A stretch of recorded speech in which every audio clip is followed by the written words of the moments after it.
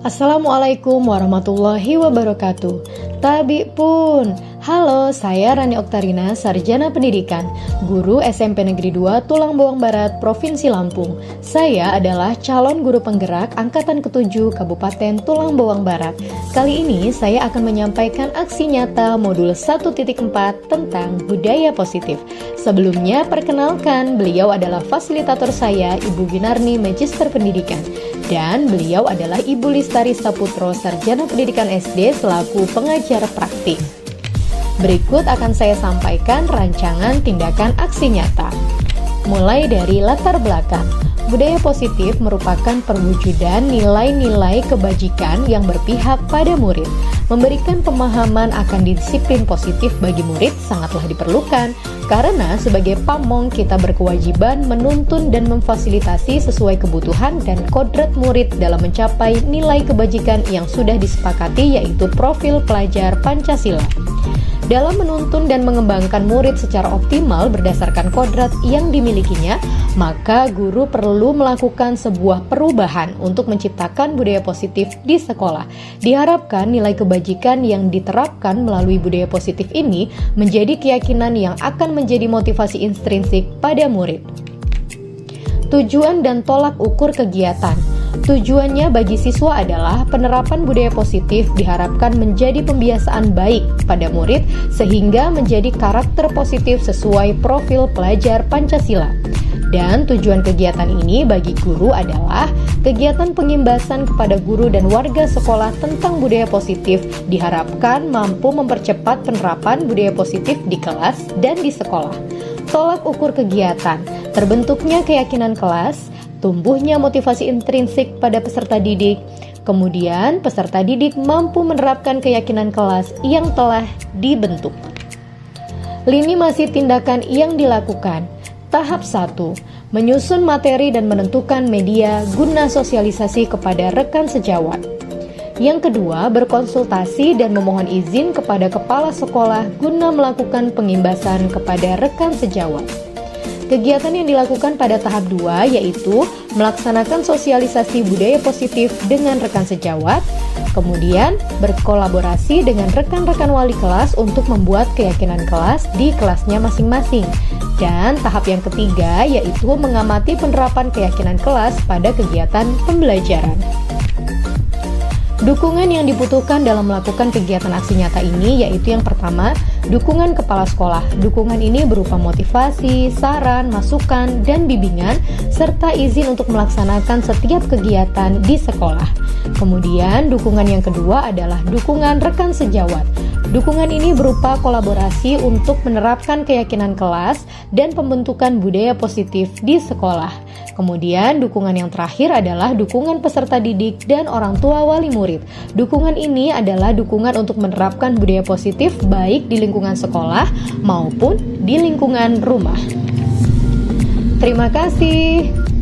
Selamat menyimak aksi nyata yang saya lakukan. Wassalamualaikum warahmatullahi wabarakatuh.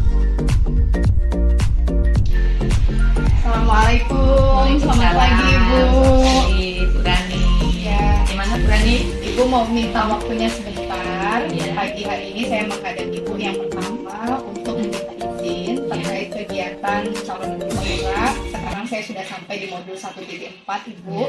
Ini materinya adalah budaya positif. Ya. Dan dalam waktu dekat ini saya akan melakukan aksi nyata. Aksi nyata ini dalam dua bentuk Bu. Yang pertama adalah pengimbasan materi budaya positif yang sudah saya dapat di calon guru penggerak kepada teman-teman rekan sejawat. Harapannya teman-teman juga ikut memahami materi budaya positif ini dan bisa mengimbaskan ke kelas yang mereka ampu. Kemudian nanti setelah pengimbasan kepada guru, saya akan melakukan pengimbasan kepada kelas saya, dan rekan-rekan guru lain juga akan melakukan pengimbasan ke kelasnya masing-masing untuk melakukan budaya positif, khususnya membentuk keyakinan kelas. Ya. Oh gitu ya Bu Rani ya. Baik, terima kasih Bu Rani.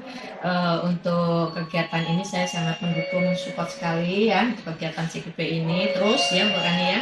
Nah untuk kegiatan pengimbasan ini nanti cari waktu yang pas ya Bu Rani ya. Terutama kawan-kawan yang masih muda-muda diajak, guru BK terutama ya Bu Rani ya. Terus kegiatan budaya positif ini agar di diterapkan ya, nah dan bisa ditularkan kepada kalian. Iya. Terima kasih banyak Ibu. Mohon doanya, motivasi, dukungan agar kegiatan aksi nyata ini berjalan dengan lancar dan iklan CGP ini bisa saya ikuti sampai akhir. Amin, amin ya Bu Rani. Terima kasih Bu. Assalamualaikum. Waalaikumsalam. Assalamualaikum warahmatullahi wabarakatuh. Selamat pagi Bapak Ibu guru semua. Salam sejahtera untuk kita semua. Tabi pun. Ya pun. Baiklah, puji syukur alhamdulillah, marilah senantiasa kita ucapkan kehadirat Allah Subhanahu wa taala yang senantiasa melimpahkan begitu banyak nikmatnya kepada kita semua, sehingga di kesempatan pagi yang berbahagia ini kita dapat berkumpul bersama untuk mengikuti serangkaian acara kegiatan dari guru calon guru penggerak angkatan 7. Salawat teriring salam, tak lupa pula marilah kita sanjung agungkan kehadirat junjungan kita Nabiullah Muhammad Sallallahu Alaihi Wasallam. Mudah-mudahan kita semua diakui sebagai umatnya di yaumil kiamat kelak. Amin. Baiklah Bapak Ibu guru, hari ini kita spesial akan mendengarkan presentasi dari Ibu Rani Oktarina SPD dengan tema diseminasi aksi nyata materi budaya positif. Bu Rani ini sebagai calon guru penggerak angkatan 7. Kepada Bu Rani Oktarina, waktu dan tempat kami persilahkan.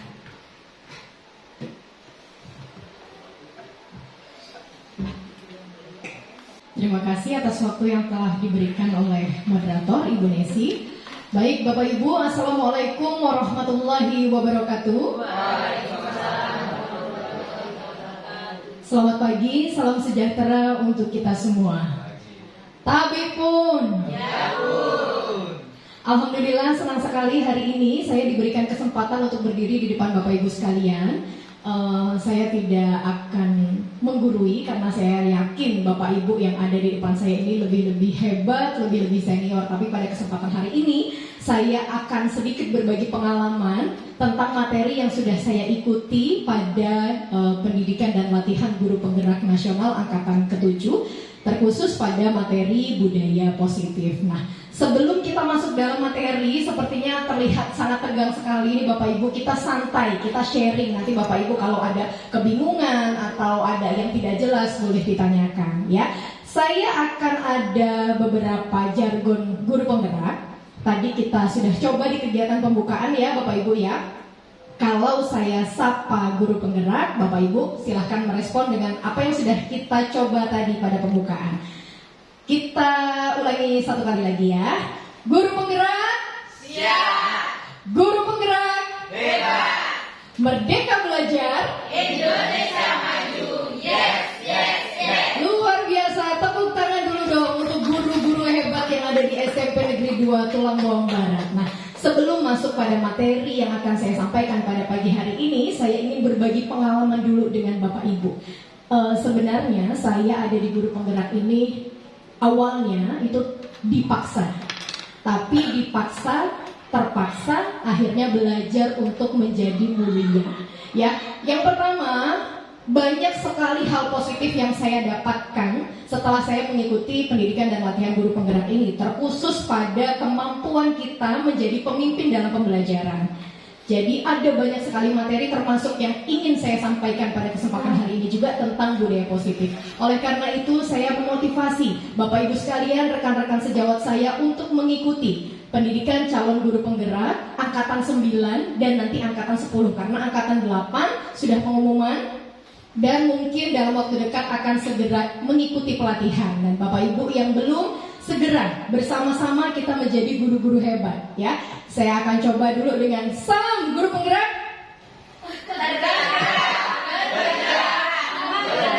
Luar biasa. Tepuk tangan dulu untuk guru-guru hebat saya pada kesempatan hari ini. Baiklah Bapak Ibu, pada hari ini saya akan menyampaikan materi ya, diseminasi aksi nyata budaya positif di SMP Negeri 2 Tulang Bawang Barat. Materi ini akan saya sampaikan secara langsung. Saya adalah calon guru penggerak angkatan 7 yang bertugas di SMP Negeri 2 Tulang Bawang Barat. Nah, sebelumnya saya ingin memperkenalkan, saya bisa berdiri di sini menyampaikan materi ini tentunya berkat bimbingan beliau-beliau yang sangat hebat. Beliau adalah Ibu Winarni, Sarjana Pendidikan, Magister Pendidikan. Beliau adalah fasilitator saya. Kemudian yang di sebelah kiri ini ada Ibu Listari Saputro, Sarjana Pendidikan Sekolah Dasar. Beliau adalah pengajar praktik yang selama ini telah membersamai saya kurang lebih dalam waktu 2 bulan. Nah, Bapak Ibu, berbicara tentang budaya positif, kata-kata positif itu biasanya dihubungkan dengan hal-hal yang apa, Bu? Baik, benar sekali. Kalau negatif, hubungannya apa? Yang buruk. Nah, hari ini kita akan bicara tentang budaya positif. Berarti kita akan bicara tentang hal-hal yang baik. Nah, budaya positif ini memiliki 7 konsep dasar. Yang pertama adalah mulai dari perubahan paradigma belajar, kemudian juga terkait disiplin positif, kemudian kebutuhan dasar manusia, kemudian nanti kita akan tahu juga tentang motivasi perilaku manusia, kemudian kita akan tahu juga tentang posisi kontrol restitusi, dan kita juga akan belajar bersama-sama tentang membuat keyakinan kelas, dan yang terakhir bagaimana kita bisa menyelesaikan masalah dengan segitiga restitusi. Langsung saja kita mulai dari konsep yang pertama. Untuk membentuk budaya positif ternyata didasari dengan pembelajaran dengan paradigma baru. Apa sih paradigma baru ini? Paradigma baru adalah pembelajaran dengan rancangan pembelajaran yang dibentuk berdasarkan prinsip diferensiasi. Diferensiasi itu artinya perbedaan. Jadi dalam pembelajaran ini memandang siswa di dalam kelas itu nggak semuanya sama. Nggak semua jenisnya sama, nggak semua kemauannya sama, nggak semua kita menyikapinya dengan cara yang sama. Berangkat dari pembelajaran dengan paradigma baru ini, maka lahirlah Merdeka Belajar. Ya, yang kemudian menuntut kita untuk nantinya bisa menciptakan budaya positif. Nah, kemudian yang kedua, tentang disiplin positif. Bagaimana kita bisa membentuk budaya positif? Salah satunya dengan menciptakan disiplin positif. Nah, biasanya atau dulu sebelum saya mempelajari materi ini, saya tuh mengaitkan disiplin itu dengan sesuatu yang memaksa. Harus, ibu gak mau tahu, pokoknya harus dikumpul besok. Nah, kalimatnya biasanya seperti itu kaitannya dengan disiplin. Nah, ternyata dalam beberapa banyak penelitian termasuk teori pembelajaran menurut Ki Hajar Dewantara, disiplin yang paling tinggi kekuatannya itu ketika disiplin itu lahir dari dalam diri. Jadi bukan dipaksa orang lain. Memang dia menyadari bahwa hal itu tuh saya butuh. Jadi saya harus seperti makan lah. Saya butuh makan. Jadi gimana caranya? Saya cari makan. Nah, seperti itu. Jadi tidak dipaksa orang lain, tapi disiplin yang lahir dari dalam diri sendiri yang kemudian dikaitkan dengan motivasi. Untuk mencapai disiplin positif maka kita harus punya motivasi dalam diri. Nah, motivasi dalam diri ini yang kemudian disebut dengan motivasi intrinsik, ya. Nah, kemudian disiplin positif merupakan salah satu cara penerapan disiplin yang bertujuan untuk menumbuhkan kesadaran serta memberdayakan anak untuk melakukan sesuatu itu tanpa sogokan, tanpa hukuman, dan tanpa ancaman. Bapak Ibu, ini memang riskan, bahkan saya juga mungkin masih sering melakukannya. Jadi ternyata hukuman itu tidak selamanya baik. Nanti akan kita pelajari pada slide selanjutnya. Apalagi ancaman dan hukuman. Pujian aja masih punya nilai negatif, apalagi ancaman dan hukuman. Nah, kemudian selanjutnya kita juga harus tahu kebutuhan dasar manusia agar kita bisa menciptakan budaya yang positif. Ada apa saja sih kebutuhan dasar manusia? Yang pertama adalah kebutuhan bertahan hidup. Ya, kebutuhan bertahan hidup itu kebutuhan di mana orang akan memenuhinya untuk tetap bertahan hidup sehingga dapat survive dari segala situasi dan kondisi. Ini misalnya seperti dia butuh rumah, butuh pakaian, butuh makan. Nah, hal-hal yang sangat krusial yang tidak bisa ditinggalkan karena kaitannya dengan kebutuhan bertahan hidup. Nah, kebutuhan yang selanjutnya yaitu kebutuhan kasih sayang dan rasa diterima. Jadi kita sebagai guru harus pandai-pandai melihat anak saya ini dalam satu kelas 32 siswa. Ini anak yang kebutuhan yang paling condong yang mana? ada anak-anak yang kebutuhan kasih sayang dan rasa diterimanya itu tinggi. Jadi kalau kita mengakui dia ada, kita melibatkan dia dalam kegiatan pembelajaran, malah dia lebih kondusif. Kalau kita acuhkan, dia sering buat masalah atau cari perhatian. Nah, berarti itu kebutuhan anak kita, kebutuhan yang kasih sayang dan rasa diterima. Kemudian ada lagi kebutuhan penguasaan, yaitu kebutuhan yang berhubungan dengan kekuatan untuk mencapai sesuatu, menjadi kompeten, menjadi terampil, diakui atas prestasi dan keterampilannya, didengarkan dan memiliki harga diri. Ini biasanya ada pada anak-anak kalau kita berikan pertanyaan atau kesempatan, siapa yang mau jadi ketua kelas? Saya, Bu. Nah, tanpa kita suruh, dia biasanya langsung angkat tangan. Berarti kebutuhan anak tersebut adalah kebutuhan penguasaan. Nah, kemudian yang selanjutnya adalah kebutuhan kebebasan. Ada anak yang gak suka banyak aturan, bebas gitu. Nah, kita juga harus pandai menyiasati perilaku kita terhadap peserta didik kita yang memiliki kebutuhan kebebasan. Nah, kemudian yang selanjutnya ada kebutuhan kesenangan. Kesenangan adalah kebutuhan untuk merasa bahagia, yaitu kebutuhan untuk mencari kesenangan melalui bermain, tertawa. Kemudian juga anak dengan kebutuhan dasar kesenangan yang tinggi biasanya ingin menikmati apa yang dia lakukan. Nah, dari 5 kebutuhan dasar manusia ini tidak mungkin kita bisa penuhi secara keseluruhan, tapi paling tidak kita bisa mendekati mana yang paling identik, yang paling bisa kita berikan kepada anak didik kita, sehingga semua anak didik kita itu bisa nyaman belajar dengan kita di dalam kelas. Kemudian selanjutnya yang nomor 4, motivasi perilaku manusia. Hal ini juga kalau kita pahami akan semakin mudah kita membentuk budaya positif yang ada di sekolah. Nah, motivasi itu ada 2, ibu-ibu. Motivasi internal dan motivasi eksternal. Kita mau baca dulu atau kita mau kenal dulu siapa sih motivasi eksternal ini. Motivasi eksternal adalah untuk menghindari ketidaknyamanan. Jadi sesuatu yang dilakukan karena alasannya kita malas dihukum. Sebenarnya kita nggak senang, tapi karena daripada dihukum, daripada nanti di gerbang saya dimarahin, nah jadi lebih baik saya harus melakukan hal itu. Inilah yang namanya motivasi eksternal. Apa yang akan terjadi apabila saya tidak melakukannya? Nah, kemudian ada lagi yang motivasi eksternal untuk mendapatkan imbalan dari orang lain nih. Di kelas Ibu Guru A sering memberikan bintang. Jadi saya besok harus kerjakan tugas duluan karena nanti saya mau dapat bintang dari Ibu Guru A. Nah, jadi imbalan ini pun bisa menyebabkan motivasi eksternal. Ya, nah yang terakhir adalah motivasi internal. Sesuatu yang dilakukan karena memang dia pengen menghargai dirinya sendiri. Saya datang ke sekolah ini, memang saya pengen belajar, saya pengen pintar. Nah, itulah yang pengen kita bentuk kepada peserta didik kita di kelas. Contohnya adalah saya akan menjadi orang yang seperti apabila saya melaksanakannya. Contohnya seperti itu. Jadi memang dia punya cita-cita, punya gambaran diri dia itu ingin menjadi apa. Itulah yang namanya motivasi intrinsik. Kemudian yang kelima ada posisi kontrol restitusi.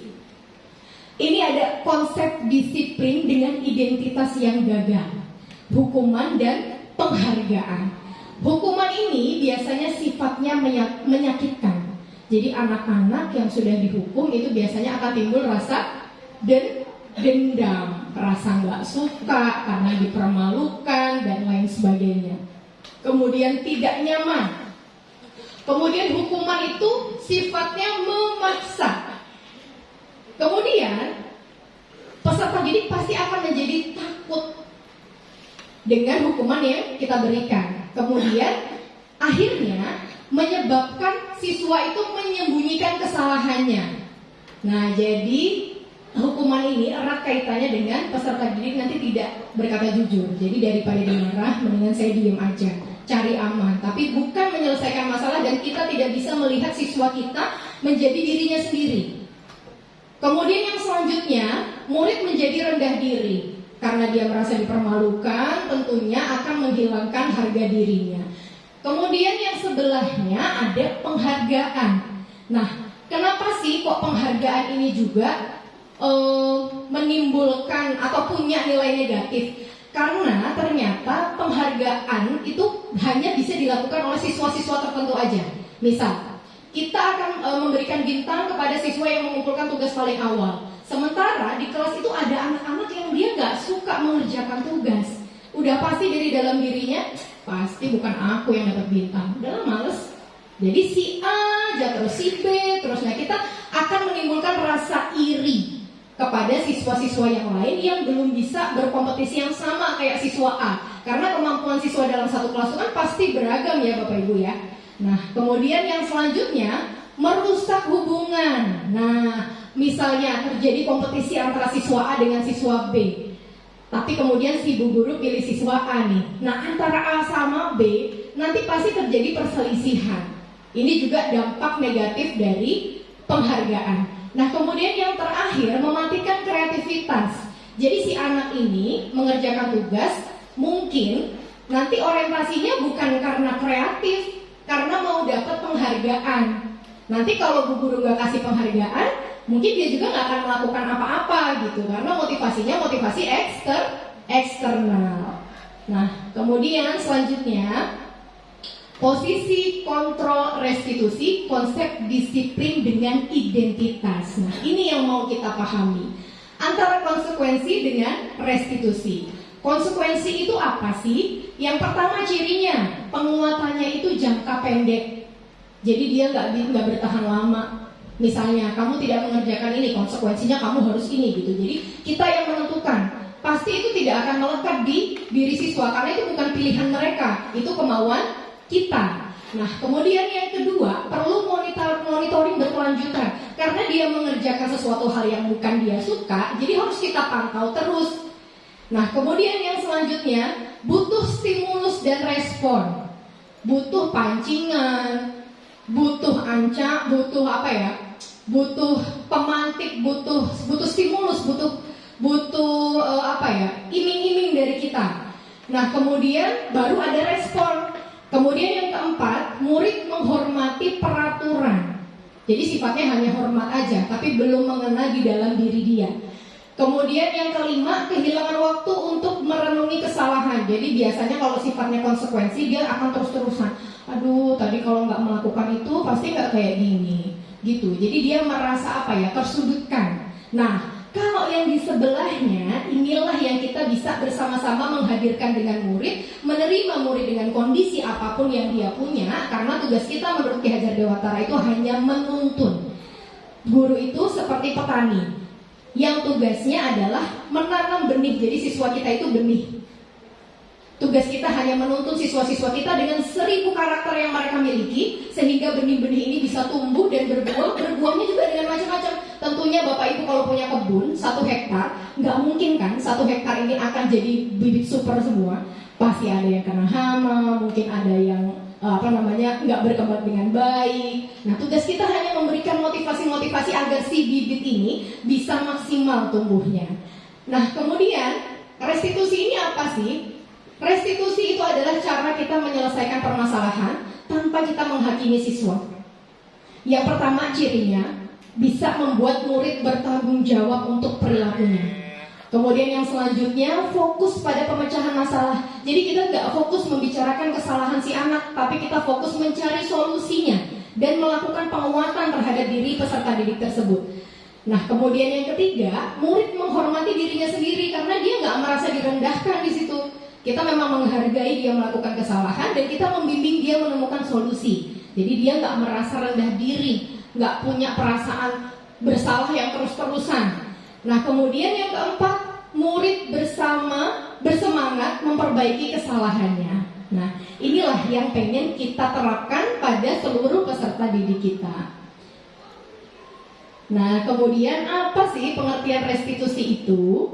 Restitusi adalah proses menciptakan kondisi bagi murid untuk memperbaiki kesalahan mereka sehingga mereka bisa kembali ke kelompok mereka dengan karakter yang lebih kuat. Restitusi juga merupakan proses kolaboratif yang mengajarkan murid untuk mencari solusi untuk masalah mereka dan membantu murid berpikir tentang orang seperti apa sih yang mereka inginkan, yang mereka akan jadikan tujuan mulia, dan bagaimana mereka harus memperlakukan orang lain. Nah, pendapat ini saya kutip dari pendapatnya Goser yang ditulis pada tahun 2004 ya. Jadi tujuan restitusi ini adalah penguatan. Yang pengen kita tuju, yang pengen kita sasar itu adalah penguatan pada konsep berpikir siswa. Jadi bukan kita menghakimi kesalahannya, tapi kita membimbing dia menyadari kesalahan yang dia buat, akhirnya menemukan solusi atas kesalahan yang dia buat. Nah, kemudian ciri-ciri restitusi secara lebih kompleks yaitu yang pertama adalah bukan menebus kesalahan. Jadi kesalahan yang dilakukan itu tidak bisa dibarter dengan apapun. Tapi konsepnya memperbaiki pada kesempatan selanjutnya. Kalau sifatnya barter, berarti besok saya boleh melakukan lagi asal saya punya tukerannya. Ya nggak ibu-ibu? Nah, yang kedua memperbaiki hubungan. Jadi dia nggak perlu merasa malu, dia nggak perlu merasa takut, bahkan bisa menciptakan siswa-siswa yang terbuka.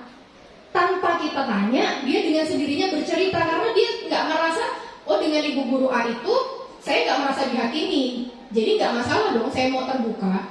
Dengan sendirinya dia cerita nanti akan menimbulkan sifat jujur.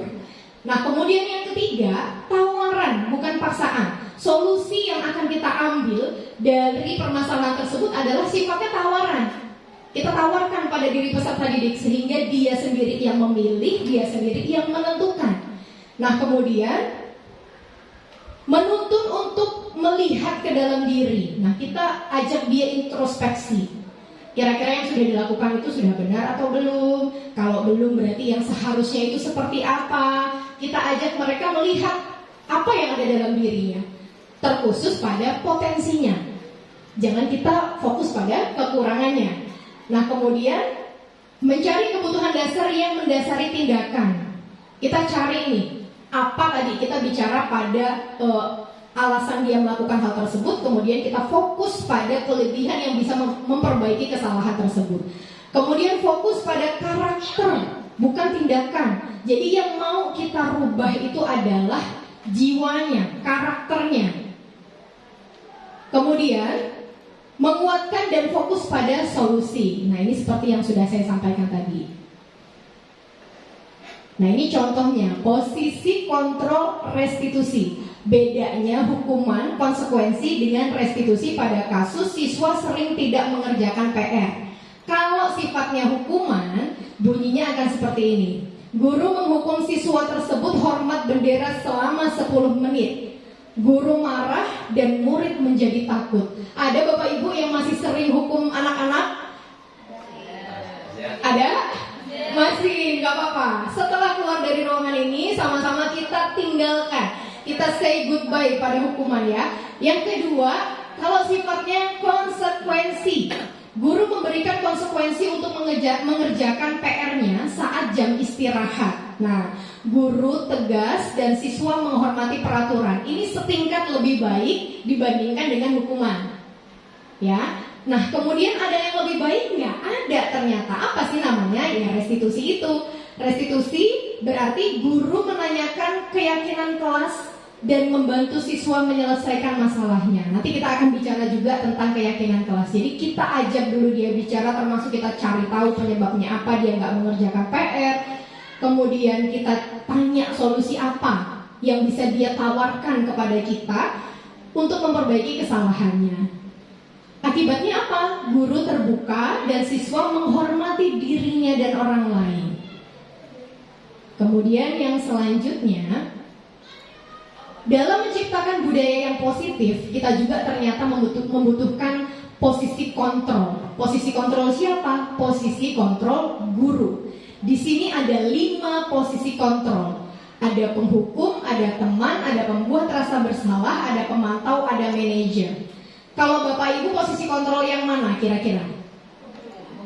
Penghukum. Penghukum ya, sama, saya juga iya. Awalnya saya juga seperti itu dan sedang belajar berproses untuk menjadi yang lebih baik lagi ya. Kalau penghukum, seseorang penghukum bisa menggunakan hukuman fisik maupun verbal. Jadi kita marah-marahin, atau tadi seperti kita suruh hormat bendera, itu contoh posisi kontrol guru sebagai penghukum, ya.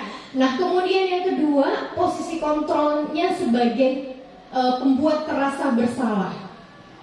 Pembuat rasa bersalah ini menggunakan kata-kata yang halus, tapi menusuk di dalam hati. Nah, jadi ini lebih menyakitkan.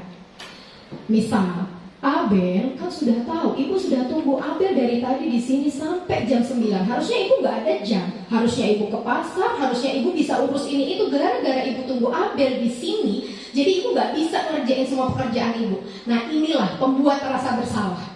Jadi kita terus menyudutkan hal-hal kesalahan dia, mengaitkan dengan pengorbanan yang sudah kita lakukan. Nah, ini juga saya juga sering melakukannya. Ya, yang senyum-senyum mungkin juga pernah melakukannya ya. Nah, kemudian yang selanjutnya posisi kontrol guru sebagai teman. Nah, jadi di sini tidak ada kesenjangan antara peserta didik dan kita. Posisinya itu sebagai teman. Guru pada posisi ini tidak akan menyakiti murid, namun akan tetap berupaya mengontrol murid melalui pendekatan persuasif, ya. Jadi posisi teman ini punya kelemahan. Kalau siswa tidak bisa menghargai hubungan ini, maka timbulnya rasa rasa tidak sopan, kemudian tidak bisa membedakan mana yang harusnya diucapkan, mana yang tidak, karena posisinya sebagai teman. Nah, kemudian ada lagi posisi kontrol guru sebagai pemantau. Memantau berarti mengawasi. Pada saat kita mengawasi, kita bertanggung jawab atas perilaku orang-orang yang kita awasi. Jadi ini kita di balik layar, kalau posisi pengawas ini. Nah, kemudian yang selanjutnya, posisi yang paling baik ini adalah sebagai manajer. Posisi kontrol terakhir adalah posisi manajer, yaitu di mana guru berbuat sesuatu bersama dengan murid, mempersilahkan murid mempertanggungjawabkan perilakunya, mendukung murid agar dapat menemukan solusi atas permasalahannya sendiri. Nah, ini sejalan dengan restitusi tadi, ya. Boleh nggak kita menggunakan posisi kontrol itu lebih dari satu? Boleh nggak Bapak Ibu? Boleh sekali. Kita lihat kasusnya apa, kita lihat siswa kita bagaimana, tinggal kita mengkombinasikan. Saya rasa ini hanya materinya aja yang baru, tapi pasti Bapak Ibu sudah pernah mempraktekannya pada kegiatan belajar mengajar sehari-hari. Kemudian ini contoh penerapan 5 posisi kontrol restitusi. Kalau penghukum, patuhilah peraturan sekolah lalu berdiri di depan barisan. Kalau dia pembuat rasa bersalah, berapa kali Pak Guru harus memberitahu kamu? Pak Guru kecewa sama kamu. Nah, ini pembuat rasa bersalah. Kalau sebagai teman, ayolah yang tertib, buat Pak Guru bangga. Kali ini nggak apa-apa salah, lain kali harus lebih baik lagi. Kalau posisinya sebagai pemantau, kamu sudah melanggar. Apa peraturan dan konsekuensinya ya? Nah, jadi kita bebaskan dia, kita pantau. Kemudian yang terakhir, kalau sebagai manajer, apakah kamu tahu kesalahannya? Kita berikan kesempatan dia untuk menjawab dulu. Kira-kira bagaimana kamu memperbaikinya? Nah, bisa dibedakan ya Bu ya, antara penghukum, kemudian membuat rasa bersalah, teman, pemantau, dan manajer. Selanjutnya, ini tadi yang kita bicarakan tentang keyakinan kelas, ya. Saya punya pertanyaan pemantik. Kenapa sih kok kita harus pakai helm? Coba silakan, boleh dijawab. Siapa yang bersedia? Biar aman. Iya, biar aman. Silakan perkenalkan diri dulu Bu. Perkenalkan, nama saya Sri Wulandari. Saya guru PPKN di SMP Negeri 2 Tulang Bawang Barat. Kenapa orang itu harus menggunakan helm? Saya rasa untuk keamanan diri sendiri. Yang pertama. Terima kasih. Selanjutnya saya mau tanya Ibu Sulis. Kenapa sih Bu kira-kira kita itu harus pakai helm? Saya rasa tujuannya sama ya, untuk keselamatan. Jadi yang pertama untuk keselamatan, yang kedua mungkin taat peraturan. Oke, keselamatan dan taat peraturan. Sekarang pertanyaannya saya rubah. Saya mau ke Bu Sri. Bu Sri, kalau berkendara apakah pakai helm? Oke. Oke. Tepuk tangan dulu dong. Nah, tapi ada beberapa rekan kita yang kalau naik motor kan nggak pakai helm, iya nggak? Iya. Kita juga harus tahu alasannya kenapa. Berarti sesuatu itu dilakukan berdasarkan apa yang mereka yakini. Kalau yang meyakini nanti takut ditilang polisi untuk keselamatan, pasti tanpa disuruh pun standby pakai helm. Nggak tunggu ada polisi dulu, terus putar balik, ambil helm baru bisa lewat. Nah, karena dia meyakini bahwa helm ini akan melindungi dia saat berkendara. Nah, kemudian pertanyaan yang kedua, mengapa kita perlu mencuci tangan setiap akan makan? Nah, saya mau ke Pak Andre. Oke, kenapa kita perlu mencuci tangan setiap akan makan? Saya rasa ini untuk kesehatan. Jadi ketika akan melakukan makan, kita cuci tangan untuk kebersihan supaya kuman-kuman tidak masuk ke dalam perut. Supaya kuman-kuman tidak masuk ke dalam perut. Pertanyaan kedua, Pak Andre pernah nggak makan nggak cuci tangan? Nggak sering, hampir setiap hari kadang lupa. Pernah. Nah, artinya ini tidak ada dalam peraturan tertulis. Mungkin kalau pakai helm ada ya di peraturan polisi. Tapi kalau cuci tangan kan nggak ada. Mungkin ada di sekolah. Tapi di rumah-rumah kita kan nggak ada peraturan sebelum makan harus cuci tangan. Saya rasa main ke tempat rumah bapak ibu guru nggak ada yang ada tulisannya seperti itu. Tapi kebanyakan orang secara otomatis mau makan pasti cuci tangan. Nah, artinya sesuatu itu bisa dilakukan kalau dia sudah timbul di dalam hati. Di dalam hati tadi apa? Motivasinya intrinsik. Nah, inilah yang pengen kita bentuk dari siswa-siswi kita. Nah, kita bicara tentang keyakinan kelas. Keyakinan itu kan berarti percaya, ya. Jadi, biasanya yang ada di kelas itu sifatnya adalah peraturan. Selama ini adalah peraturan, ya kan Bapak Ibu? Anak-anak itu masuk di kelas mereka tanpa diskusi, tanpa apa-apa, sudah tertempel aturan-aturan yang harus dilakukan. Nah, sementara karena kita tadi konsepnya budaya positif, ternyata aturan itu kan menimbulkan motivasi eksternal. Kita mau ke motivasi internal. Nah, jadi aturan ini kita rubah menjadi kesepakatan kelas. Jadi kita merumuskan bersama anak-anak kira-kira apa sih yang harus diperlukan agar membentuk kelas ini tertib, kelas ini disiplin, kelas ini aman. Jadi biar mereka menulis sendiri, mereka merumuskan pikirannya. Kemudian dari pikiran-pikiran yang sudah mereka rumuskan itu, kita kasih kesempatan mereka untuk menulis di kertas.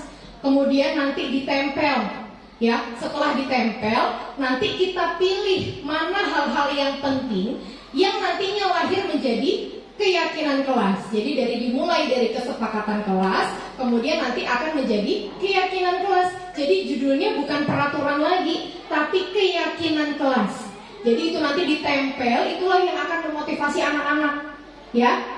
Nanti saya akan berikan contoh video pembentukan keyakinan kelas yang sudah saya lakukan. Nah, keyakinan kelas ini lebih abstrak dibandingkan dengan peraturan, berupa pernyataan universal, dibuat dalam pernyataan yang positif. Jadi kata-katanya tidak ada yang menggunakan kata tidak, dilarang, tidak boleh, jangan. Nah, itu diganti kalimatnya dengan kalimat-kalimat yang positif. Kemudian sesuaikan dengan kondisi kelas dan sekolah agar mudah diterapkan. Kita harus tahu memang hal itu kebutuhan peserta didik. Jangan kita mengajak siswa membuat yang mengada-ngada terlalu jauh, itu nggak usah. Memang apa sih yang mereka butuhkan agar kelas ini tertib, disiplin, lancar. Nah, kemudian semua warga kelas terlibat saat penyusunan keyakinan kelas. Jadi merasa dilibatkan, merasa memiliki kelasnya tersebut. Nah, kemudian yang selanjutnya kegiatan membuat keyakinan kelas. Ini tadi sudah saya jelaskan. Kita next saja. Nah, inilah contoh kata-kata keyakinan kelas ibu-ibu. Yang pertama, disiplin waktu.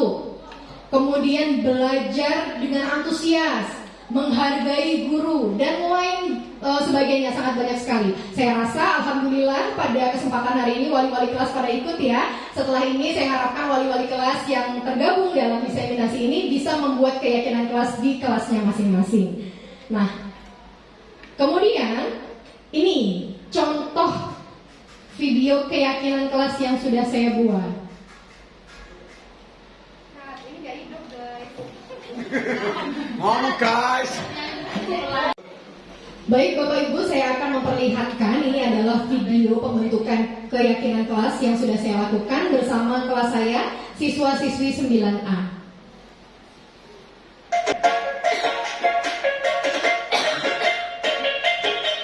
Ini videonya saya percepat ya Ibu-Ibu. Mulai dari awal saya diskusi dengan peserta didik, saya memberikan pemahaman budaya positif itu apa, kemudian kesepakatan kelas itu apa, keyakinan kelas itu apa. Jadi saya memang melibatkan seluruh peserta didik.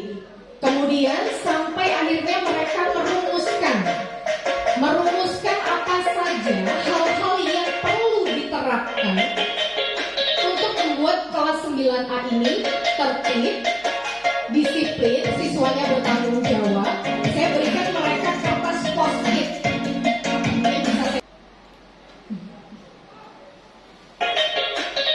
Mereka sedang menuliskan apa saja yang mereka butuhkan untuk membuat kelas 9A ini menjadi kelas yang lebih baik lagi. Kemudian mereka tempelkan di meja tempel yang sudah saya sediakan. Jadi saya membuat keyakinan kelas ini dengan metode tampak dan tidak tampak. Ya, Ibu lihat di papan tulis itu ada 2 media tempel. Atasnya tulisannya tampak, bawahnya tidak tampak ya. Yang tampak ini adalah hal-hal yang positif yang harusnya terlihat ketika kesepakatan itu sudah dibuat. Misalnya seperti datang tepat waktu. Yang tidak tampak apa? Hal-hal yang tidak akan terlihat setelah kesepakatan itu dibuat. Lawannya apa kalau datang tepat waktu?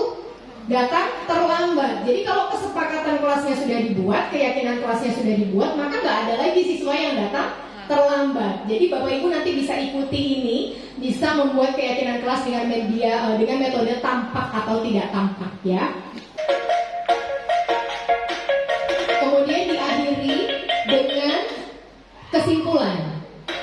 Saya bersama siswa menyimpulkan, kemudian menempelkan tadi kesepakatan kelas yang sudah dipilih tadi menjadi keyakinan kelas. Nah, singkatnya seperti ini, Bapak Ibu nanti bisa praktek bersama siswa-siswi didiknya di kelas masing-masing. Kita next slide ya, kita akan bicara lebih dalam tentang segitiga restitusi ya. Jadi di segitiga restitusi ini ada 3 tahapan yang akan Bapak Ibu lakukan. Yang pertama adalah menstabilkan identitas, kemudian yang kedua validasi tindakan yang salah, dan yang terakhir adalah menanyakan keyakinan. Nah, kita akan bicara dulu tentang langkah 1, menstabilkan identitas. Tujuannya untuk membuat anak yang merasa gagal karena berbuat salah menjadi positif terhadap dirinya. Ini ada beberapa kata-kata guru yang bisa menjadi pemantik untuk menstabilkan identitas. Misalnya, berbuat salah itu hal yang manusiawi kok. Semua orang pernah melakukan kesalahan, gak ada manusia yang sempurna. Jadi kita menghargai dia melakukan kesalahan. Kemudian, ibu juga pernah kok berbuat salah sama kayak kamu. Kemudian, Bapak Ibu tidak tertarik untuk mencari siapa yang salah, tetapi Bapak Ibu lebih tertarik untuk menyelesaikan masalah ini. Kita menghormati dia, kita nggak memojokkan dia karena dia melakukan kesalahan.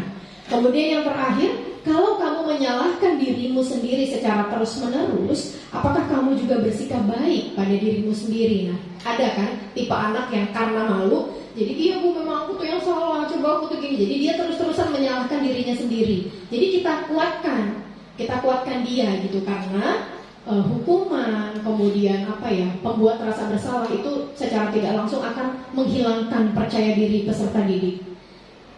Kemudian yang selanjutnya, yang nomor 2, ada validasi keyakinan atau validasi tindakan. Tujuannya adalah membantu murid mengenali basic need atau kebutuhan dasar yang ingin dipenuhi ketika melakukan kesalahan itu. Pada dasarnya, setiap perilaku manusia adalah untuk memenuhi kebutuhan dasarnya, baik itu kesenangan, kemudian kasih sayang, dan lain sebagainya. Contoh perkataan pemantiknya adalah yang pertama, kamu bisa saja melakukan hal yang lebih buruk, tapi kamu tidak melakukannya kan? Kemudian yang kedua, kamu pasti punya alasan kenapa kamu melakukan hal itu. Kemudian yang selanjutnya, apa yang penting bagi kamu? Kemudian yang selanjutnya lagi, kamu boleh tetap menjaga sikap itu, tapi tumbuhkan sikap yang lain yang lebih baik. merasa benar nih, tapi masih sebenarnya masih kurang tepat. Nah, kita bisa pakai kata-kata ini. Kemudian yang selanjutnya, maukah kamu belajar cara yang lain untuk mendapatkan hal yang kamu inginkan tanpa harus memukul? Misal. Kemudian apakah kamu bisa melakukannya dengan lebih baik lagi? Dan masih banyak kata-kata yang lain yang bisa Bapak Ibu pilih untuk validasi tindakan yang salah. Kemudian yang terakhir adalah menanyakan keyakinan. Anak melihat kesalahannya dihubungkan dengan norma sosial dan nilai-nilai yang mendasari manusia berinteraksi dengan orang lain. Perkataan pemantiknya adalah, apa nilai yang kita percaya di sekolah kita atau di kelas kita? Kemudian nilai-nilai universal apa yang telah kita sepakati? Kemudian kita bisa tanya juga, kelas yang ideal itu kelas yang seperti apa sih? Nah, kita kaitkan dengan keyakinan kelas yang sudah kita buat. Kemudian apa yang kamu rasakan ketika kamu melakukan itu? Kemudian yang terakhir, ketika kamu melakukan itu, kamu menjadi orang yang seperti apa? Nah, masih bingung Bapak Ibu sampai sini? Bingung. Saya akan ajak Bapak Ibu untuk studi kasus biar tidak bingung. Nah, ini ada skenario segitiga restitusi. Tapi sebelum ke sana, saya mau ajak lagi untuk jargon guru penggerak biar lebih semangat ya, Bapak Ibu ya. Guru penggerak siap. Guru penggerak hebat. Merdeka belajar Indonesia maju. Yes, yes, yes. Iya, tepuk tangan dulu dong untuk kita semua. Kembali ke materi. Saya mau buat sekali ini ada skenario segitiga restitusi. Ceritanya, pagi ini pembelajaran dimulai. Semua siswa sudah datang kecuali Randy. Randy nih. Begitu pembelajaran dimulai, Randy datang dengan kondisi rambut dan baju yang berantakan. Maggie, temannya, bertanya, mengapa dia berantakan? Kemudian Randy malah marah dan menantang temannya itu hingga terlibat adu mulut dan hampir berantem. Kemudian saya selaku guru memanggil Randy dan Maggie di ruangan yang berbeda dengan ruangan kelas anak-anak. Ya, jadi dibawalah Randy dan Maggie ini ke ruangan ibu guru. Tujuannya apa Bapak Ibu? Biar nggak malu. Randy dan Maggie-nya biar nggak malu. Kemudian ternyata si Randy ini tidak suka dibilang berantakan dan sering telat. Randy buru-buru berangkat ke sekolah dan hatinya tuh kalut. Udah kesiangan, buru-buru sampai sekolah, si Maggie juga komen ya.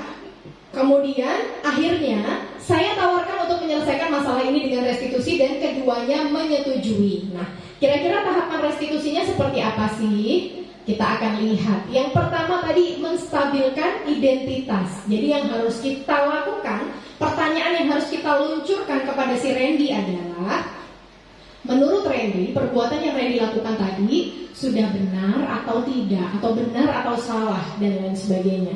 Kita tenangkan dulu dia, kita luncurkan pertanyaan yang pertama. Kemudian kita kuatkan, setiap orang pasti pernah melakukan kesalahan. Tidak ada orang yang sempurna di dunia ini. Jadi kalau sudah diberikan ruang, dikuatkan, pasti anak itu akan cerita. Tapi kalau kita datang kepada Randy udah datangnya terlambat, berantem, kamu hormat di depan tiang bendera. Udah, ibu itu pulang lewat mana? Nah, kan jadinya kesel, Randy-nya malu. Kemudian yang selanjutnya, tahapan yang kedua yaitu validasi tindakan. Randy pasti punya alasan mengapa melakukan itu. Sekarang ceritakan kepada ibu, apa alasanmu? Nah, di sini kita tuh menggali informasi. Intinya pada restitusi ini kita menggali informasi. Kemudian yang selanjutnya, yang ketiga, menanyakan keyakinan. Kita sudah membuat keyakinan kelas. Apakah Randy meyakini keyakinan kelas itu? Kita ingatkan kembali kepada kesepakatan yang sudah kita buat. Jika Randy meyakininya, apakah Randy bersedia memperbaikinya? Jika Randy memperbaikinya, berarti hal ini menunjukkan seperti apa Randy yang sebenarnya. Nah, di sini nih terdapat pujian, tapi tidak secara langsung. Logikanya, kalau dia melakukan hal kebaikan itu kan sebenarnya bukan Randy yang saat ini loh. Randy yang saat ini bukan Randy yang ibu kenal, kan seperti itu.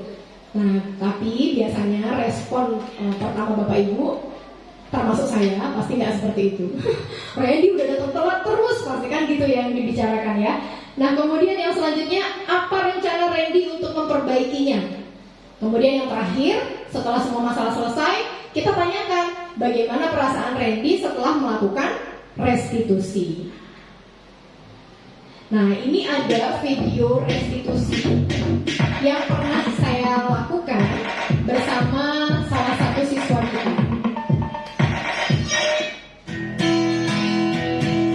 Selamat menyaksikan.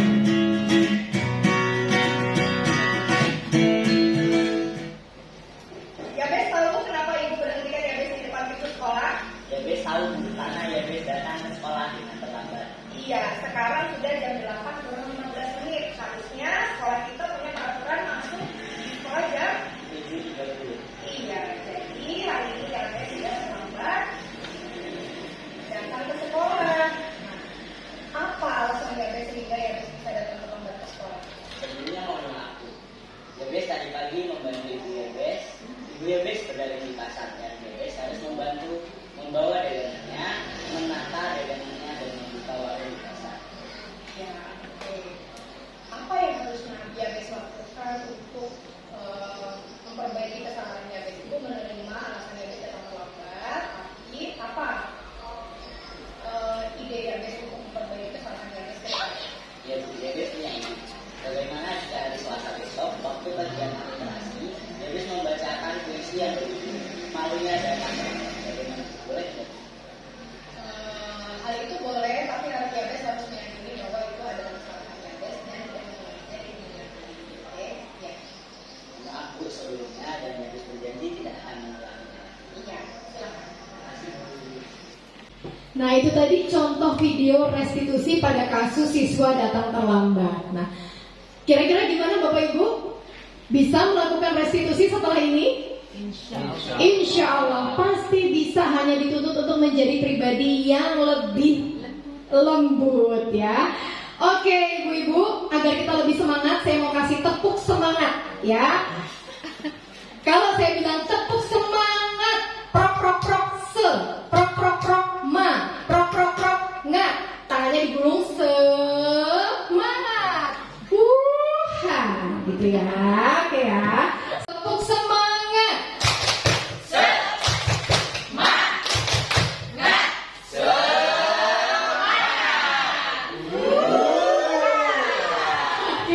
Tepuk tangan dulu dong untuk guru-guru hebat hari ini.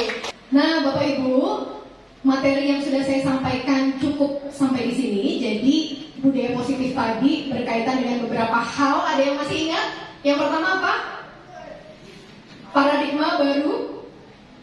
Iya, paradigma baru. Yang kedua, disiplin positif. Kemudian yang selanjutnya, motivasi diri. Kemudian yang keempat, kebutuhan dasar manusia. Yang kelima, keyakinan kelas. Yang keenam, segitiga restitusi. Tepuk tangan dulu dong untuk guru-guru hebat.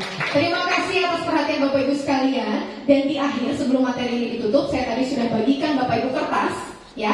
Nah, saya ingin Bapak Ibu berkreasi di atas kertas itu. Bapak Ibu di depan saya ini adalah guru-guru hebat. Tugas kita adalah mulia, mendidik siswa-siswi kita, menuntun siswa-siswi kita untuk menjadi berhasil. Nah, kalau Bapak Ibu dipersilahkan untuk memilih, Bapak Ibu pengen menjadi guru yang seperti apa? Ini diibaratkan dengan benda boleh, tanaman boleh, dan Bapak Ibu harus punya alasan kenapa memilih hal tersebut. Misal, saya pengen jadi padi, guru yang seperti padi, karena semakin saya berilmu maka semakin merunduk.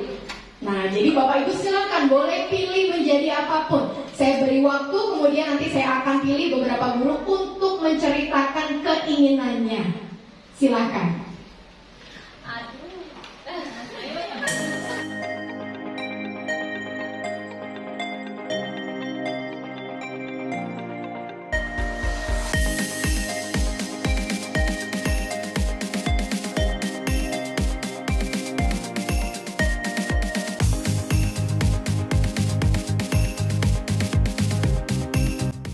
Terima kasih Bapak Ibu, bagaimana? Sudah selesai belum? Sudah, Alhamdulillah. Biar lebih semangat lagi, saya mau sapa dengan salam guru penggerak.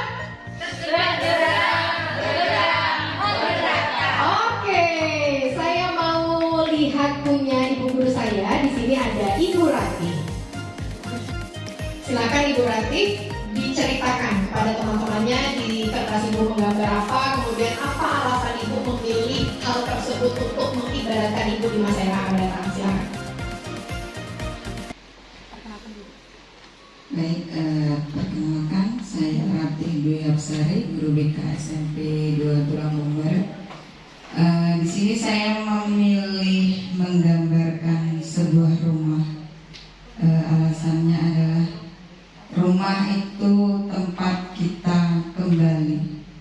Di sini adalah tempat kita berlindung. Ada sebuah keluarga. Awal dari manusia itu dibesarkan adalah sebuah rumah.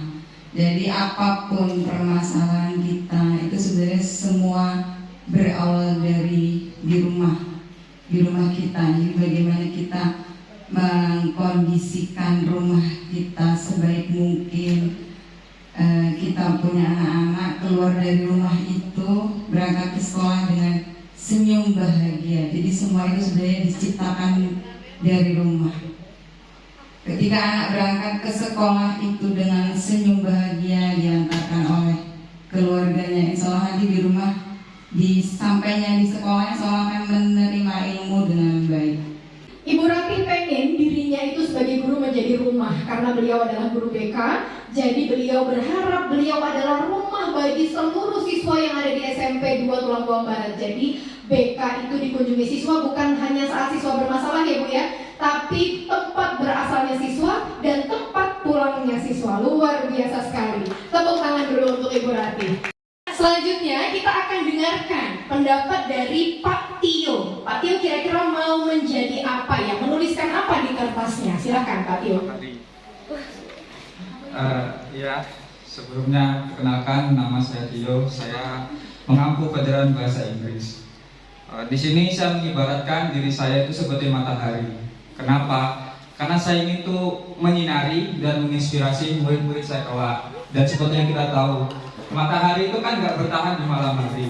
Yang artinya saya ibaratkan tuh mungkin nanti kelak nanti saya tidak bisa bersinar lagi, murid saya bisa berjalan sendiri dalam gelapnya malam seperti itu.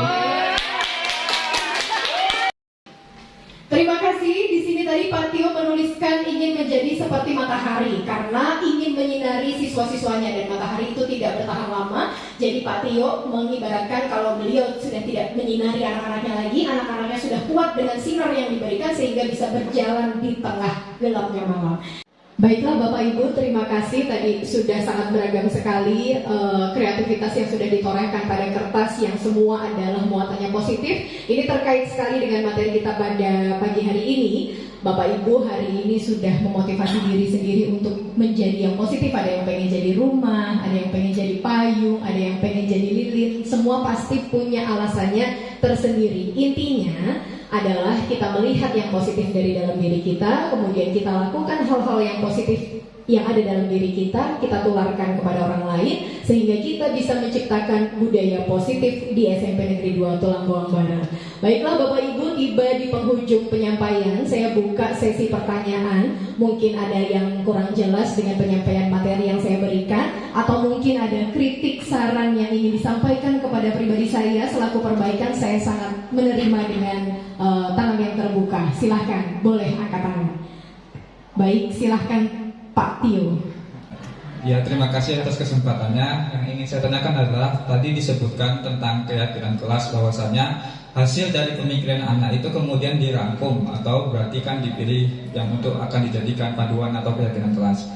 Nah, yang saya ingin tanyakan tuh kan pasti ada yang nggak dipilih berarti kan.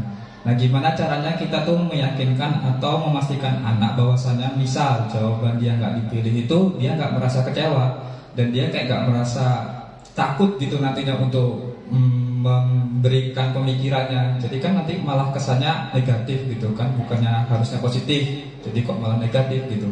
Nah, yang saya ingin tanyakan solusi yang itu tuh bagaimana? Terima kasih.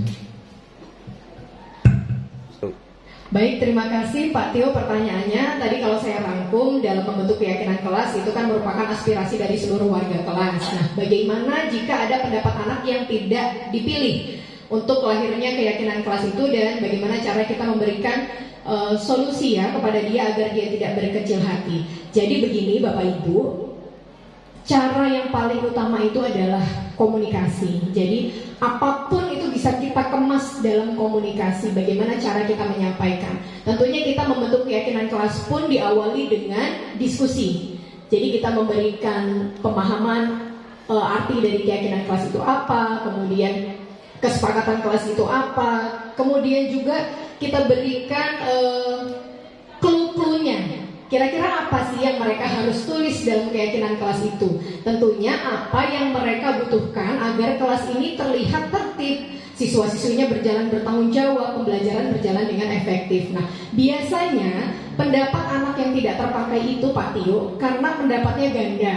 Karena anak-anak kan menulis sendiri-sendiri. Jadi biasanya ada pendapat keyakinan kelas itu yang sama. Misalnya datang tepat waktu, si A menulis datang tepat waktu, ternyata B juga menulis datang tepat waktu. Nah, baru itu kita pilih salah satu. Kalau yang lain yang sifatnya berbeda, itu semua bisa kita akomodir menjadi keyakinan kelas karena itu kesepakatan. Dan keyakinan kelas ini merupakan pendekatan aja sebenarnya. Pendekatan bagaimana kalau bunyinya peraturan itu kan sangat menakutkan. Jadi terkesannya memaksa. Nah, kita pengen membuat suatu ketertiban dengan pendekatan yang baru, yaitu apa? Kesepakatan kelas. Karena lahirnya dari anak, kita harapkan mereka lebih mudah dalam melakukannya. Jadi timbul kesadaran dalam diri. Bagaimana Pak Tio? Ya, terima kasih. Kemudian saya buka lagi satu penanya. Oh, silahkan, ini ada ibu guru saya. Assalamualaikum warahmatullahi wabarakatuh. Waalaikumsalam warahmatullahi wabarakatuh. Ibu penyaji, saya tertarik dengan motivasi intrinsik. Dijelaskan tadi bahwa motivasi intrinsik itu memakan waktu yang lama dan berulang-ulang kadang-kadang sulit untuk dilakukan. Tapi pertanyaan saya pengen mendapatkan masukan atau wawasan tentang motivasi intrinsik ini supaya efektif itu seperti apa. Itu saja pertanyaan saya. Saya akhiri. Assalamualaikum warahmatullahi wabarakatuh. Waalaikumsalam warahmatullahi wabarakatuh. Satu. Baik, terima kasih Bu Hanifah. Tadi pertanyaannya adalah Buhan tertarik dengan motivasi intrinsik, dan kemudian menumbuhkan motivasi intrinsik ini tentunya membutuhkan waktu yang lama. Jadi bagaimana ya masukannya agar kita bisa menumbuhkan motivasi intrinsik pada peserta didik, begitu ya Bu Hanifah ya? Ya, jadi begini. Seperti tugas seorang pendidik adalah menuntun. Jadi kalau menurut Ki Hajar Dewantara itu kewajiban kita itu adalah menuntun peserta didik dengan keberagaman kelebihan yang mereka miliki. Tentunya ya ada yang mudah diarahkan, ada yang perlu perjuangan agak sedikit keras, ada yang kita juga harus semangat banget. Nah, cara menumbuhkan motivasi intrinsik itu adalah kita hadir sepenuh hati di diri peserta didik. Jadi konsep pembelajaran ini sebenarnya mirip sekali dengan konsep pendidikan kepada anak-anak kita di rumah. Ketika kita bisa mengambil hati peserta didik kita, maka akan mudah sekali untuk dia melakukan hal-hal yang baik. Dan tentunya karena tumbuh kembang anak ini tidak terputus ya Bapak Ibu ya.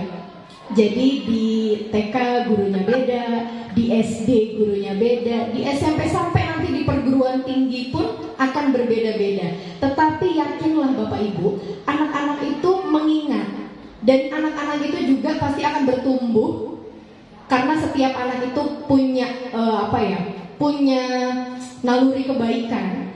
Dan apapun yang kita berikan juga nanti akan diterima kepada anak itu. Dan semoga itu akan menjadi bagian untuk membuat mereka itu punya motivasi intrinsik dalam diri, karena dia pengen menjadi apa yang dia inginkan. Jadi tugas kita itu adalah yang pertama, hadir sepenuh hati untuk mereka, kemudian melakukan komunikasi yang baik kepada mereka, kemudian ia memotivasi.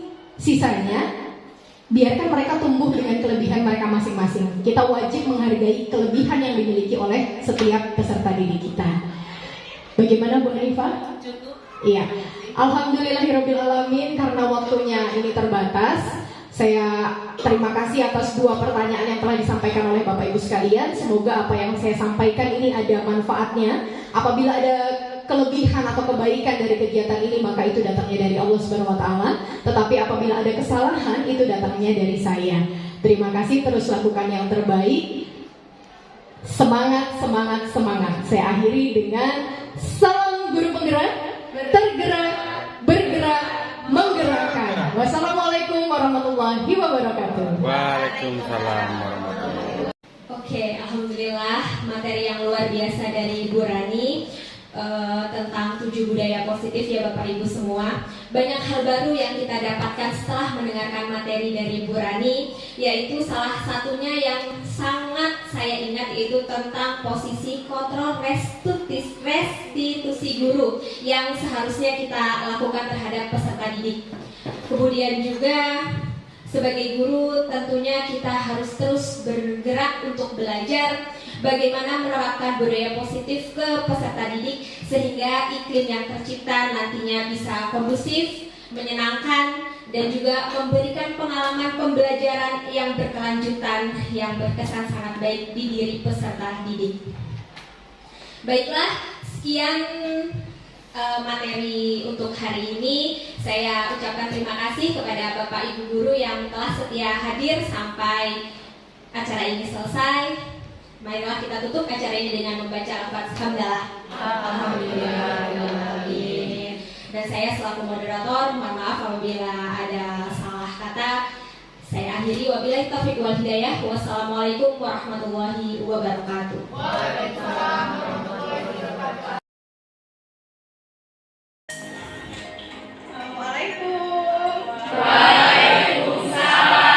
warahmatullahi wabarakatuh. Selamat pagi anak-anak. Pagi. Alhamdulillahirrabbilalamin. Senang sekali hari ini Ibu selaku wali kelas kalian berjumpa kembali dengan siswa-siswi kesayangan Ibu di kelas 9A. Selamat memasuki tahun 2023. Sudah menulis resolusi tahun 2023? Sudah. Ada yang sudah, ada yang belum. Kalau yang belum nanti ditulis kira-kira harapan 2023 itu apa aja yang mau dicapai ya. Itu sebagai motivasi untuk kita semua. Oke anak-anak, pada pertemuan pertama kali ini dengan Ibu selaku wali kelas kalian, Ibu ingin mengajak kalian semua untuk menyusun yang namanya kesepakatan kelas. Anak-anak, ada yang tahu tentang kesepakatan kelas? Belum. Oke, nggak apa-apa. Hari ini kita akan belajar hal yang baru tentang kesepakatan kelas. Kemudian kita juga akan belajar tentang keyakinan kelas. Kemudian kita juga akan belajar kaitannya tentang kesepakatan dan keyakinan kelas untuk membentuk budaya yang positif. Nah, kita bicara tentang budaya positif. Ibu mau kasih gambar di depan. Itu ada gambar apa sih, Nak? Tanda positif dan tanda negatif ya. Kalau tanda positif itu biasanya kaitannya dengan hal-hal yang apa? Hal yang baik. Kemudian kalau tanda negatif, hal yang buruk. Nah, sekarang kita mau bicara tentang budaya positif. Berarti kita membicarakan hal-hal yang baik. Oh, kembali lagi ke materi kita hari ini bicara tentang budaya positif, maka kita bicara tentang hal-hal yang baik. Benar sekali. Sekarang kita mau tahu apa sih pengertian budaya yang positif? Ada yang mau berpendapat? Boleh angkat tangan? Ya, yuk kita ke belakang. Ya, silakan, bagus. Apa sih kira-kira pendapat kamu tentang budaya positif? Budaya adalah sesuatu yang dilakukan terus-menerus sehingga menjadi kebiasaan. Positif adalah hal-hal yang bernilai baik dan benar. Jadi kalau digabung, budaya positif itu apa? Budaya positif itu kayak sesuatu yang dilakukan terus-menerus sehingga menjadi kebiasaan yang bernilai baik. Oke, kasih tepuk tangan dulu dong. Oke, benar sekali yang pendapat yang disampaikan oleh Bagus tadi. Budaya itu adalah hal yang kita lakukan terus menerus. Sedangkan positif adalah hal-hal yang bernilai baik dan benar. Nah, sekarang kita mau tahu apa sih pengertian budaya positif itu. Jadi kalau dirangkai antara budaya dan positif, maka hal-hal positif positif yang dilakukan terus-menerus hingga menimbulkan kebiasaan bagi peserta didik. Itulah yang mau kita bicarakan hari ini. Nah, kemudian ada yang bisa menyebutkan contoh budaya positif yang ada di sekolah? Boleh angkat tangan? Oke, silakan Luna. Datang tepat waktu. Beri tepuk tangan dulu dong. Datang tepat waktu. Ada lagi yang mau berpendapat? Silakan, boleh angkat tangan. Iya, Jessica.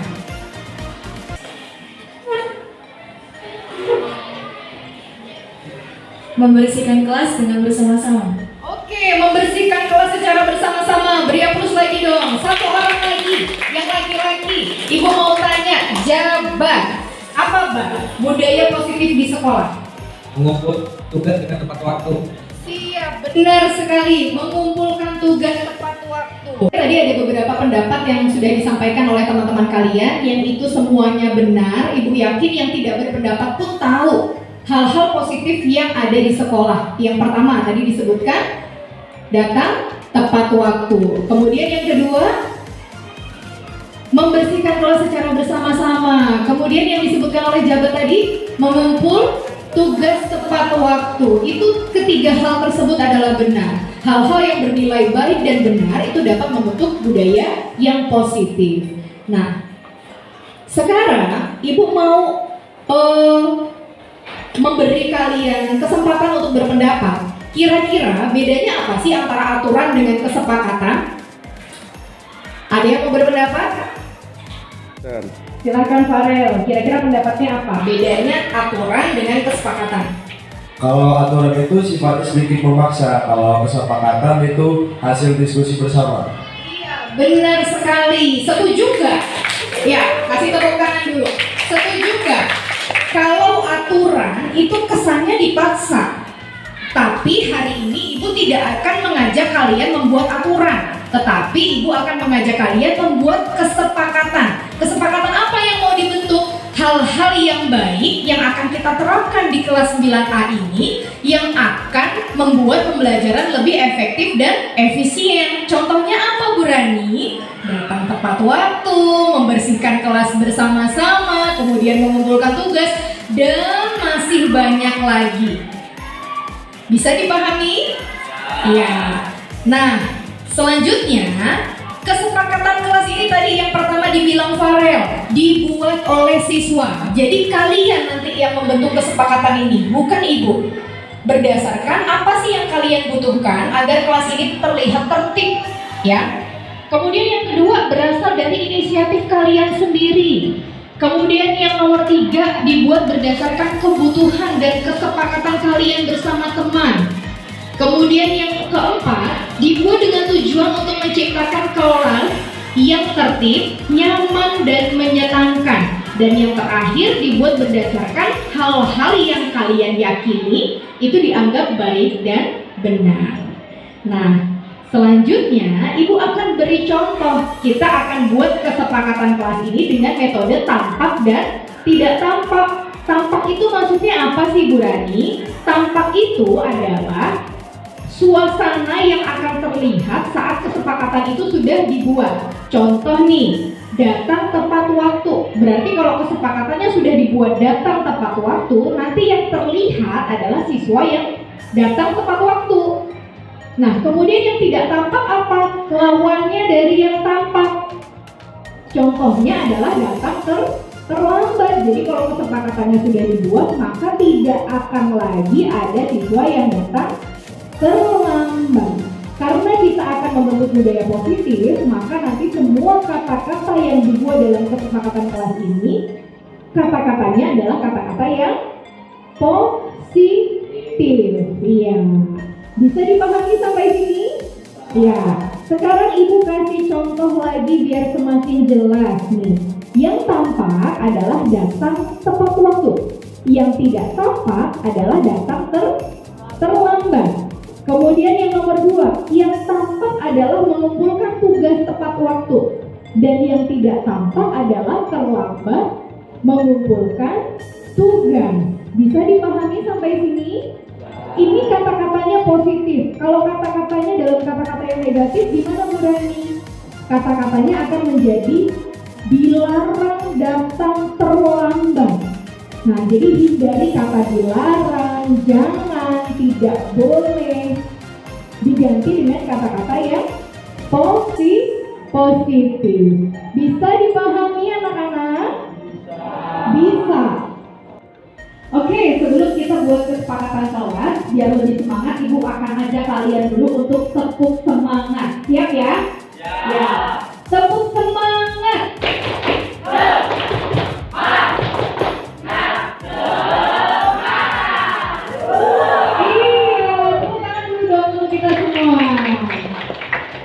Bagikan post-it. Post-it ini adalah kertas yang bisa ditempel. Ibu juga sudah sediakan 2 media tempel ya.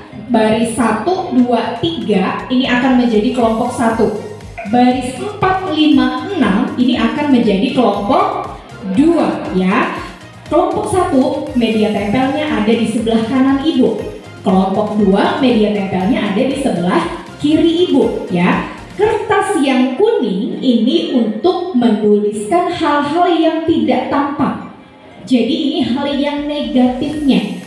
Kertas yang biru ini untuk menuliskan hal-hal yang tampak atau hal-hal yang positif. Oke, Ibu akan bagi ya.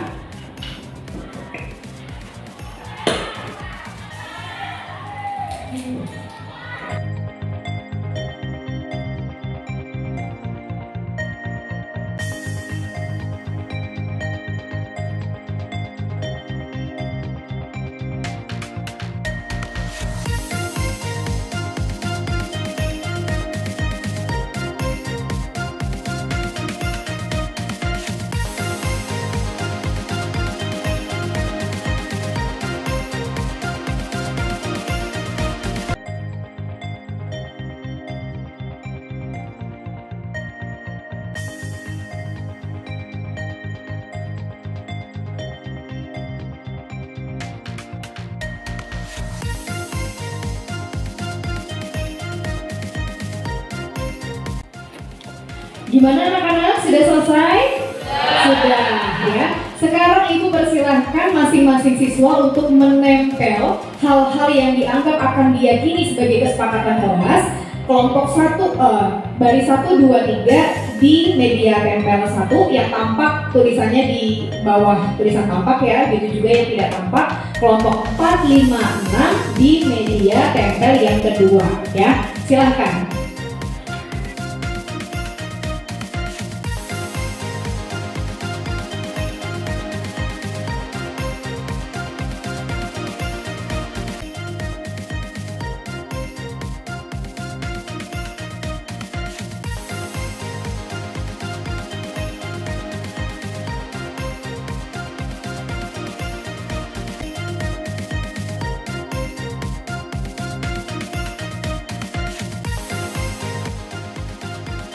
Oke, terima kasih. Di depan kita sekarang sudah ada hal-hal positif dan hal-hal yang nantinya tidak tampak setelah kesepakatan kelas ini dibuat.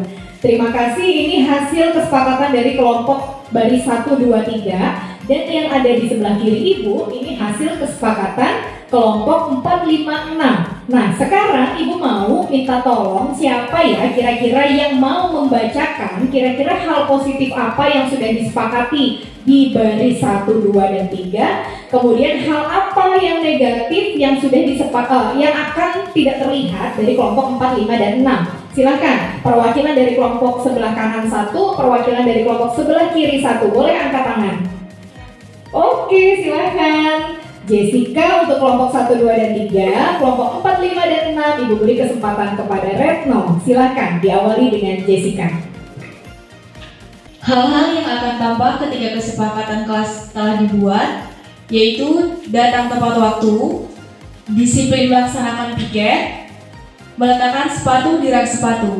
Dan untuk hal yang tidak tampak, ada datang terlambat, tidak melakukan piket kelas, dan membawa sepatu ke dalam kelas.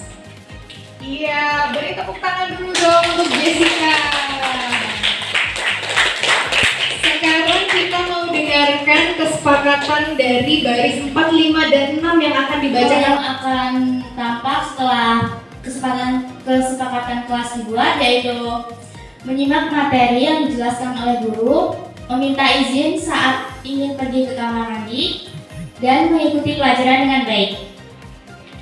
Hal yang tidak akan tampak setelah kesepakatan ini dibuat: berbicara dengan teman saat guru menjelaskan, bolos saat jam pelajaran, dan meminta izin ketika ingin ke toilet. Oke, beri tepuk tangan dan terima kasih kepada semua yang sudah membacakan kesepakatannya. Ini sangat baik sekali ya. Dua media tempel ini sudah penuh dengan hal yang akan tampak ketika kesepakatan kelas dibuat dan hal yang tidak tampak. Sekarang Ibu akan ambil beberapa. Ini nanti akan menjadi kesepakatan kelas ya. Yang pertama, datang tepat waktu. Penting atau tidak? Penting. Oke. Ibu akan ambil kertas datang tepat waktu, kemudian Ibu akan tempelkan ini di media tempel yang ini sudah dilabeli dengan keyakinan kelas. Hal-hal yang sudah kalian sepakati untuk menjadi kesepakatan kelas, maka akan lahir menjadi keyakinan kelas. Setelah keyakinan kelas ini dibentuk, maka seharusnya kalian akan melakukan hal-hal yang sudah kalian tulis ini supaya kelas 9A menjadi kelas yang tertib. Oke, kita ambil sebagai keyakinan kelas yang kedua.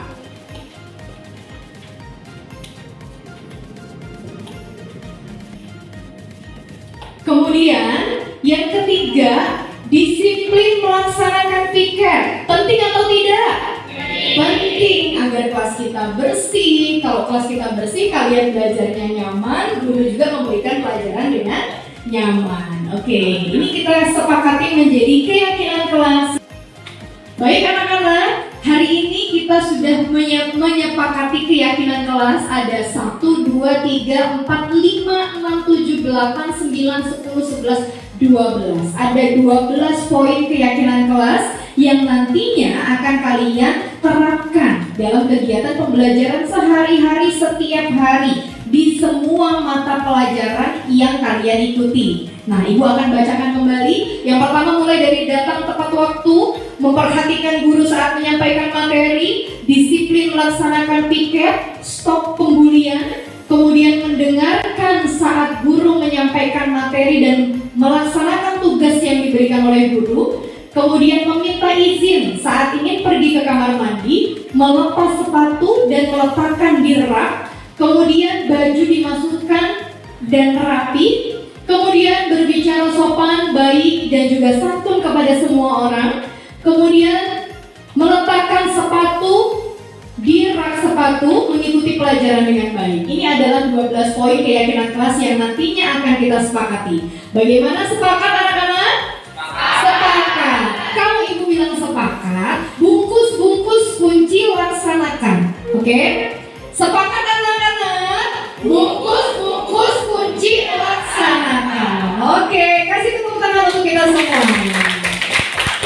Ya. Terima kasih atas perhatian kalian semua. Semoga keyakinan kelas ini akan menjadi awal lahirnya budaya positif di kelas 9A yang nantinya akan kita tularkan di kelas-kelas yang lain sehingga melahirkan budaya positif di SMP Negeri 2 Tulang Bawang Barat. Ibu ucapkan terima kasih atas perhatian kalian semua dan Ibu mohon maaf jika Ibu ada kesalahan dan meminta waktu kalian ya. Ibu akhiri, billahi taufik wal hidayah. Wassalamualaikum warahmatullahi wabarakatuh.